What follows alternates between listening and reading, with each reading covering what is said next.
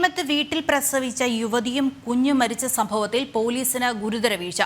യുവതിയുടെ ഭർത്താവ് ആധുനിക ചികിത്സ നിഷേധിച്ചപ്പോൾ പോലീസ് ഇടപെട്ട യുവതിയെ ആശുപത്രിയിൽ എത്തിക്കുന്നതിൽ വീഴ്ച വരുത്തിയെന്നാണ് ആക്ഷേപം.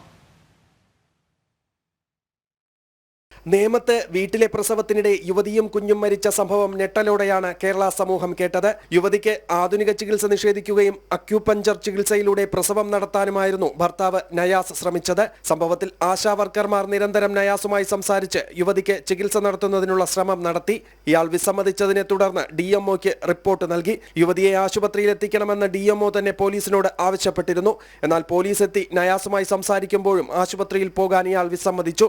പോലീസ് അവിടെ കൃത്യമായ നടപടി സ്വീകരിച്ചില്ലെന്നാണ് ആക്ഷേപം. പോലീസ് യുവതിയെ ആശുപത്രിയിൽ നേരത്തെ എത്തിച്ചിരുന്നുവെങ്കിൽ മരണം സംഭവിക്കില്ലായിരുന്നുവെന്ന് നാട്ടുകാരും പറയുന്നുണ്ട്. കേസിൽ അക്യൂപങ്ചർ ചികിത്സയ്ക്കെത്തിയ ഇയാളെ പോലീസ് ഇന്ന് ചോദ്യം ചെയ്തേക്കും. ശേഷം ഇയാളെ പ്രതിയാക്കുന്നതിനെ കുറിച്ചാണ് ആലോചന. ജനം, തിരുവനന്തപുരം.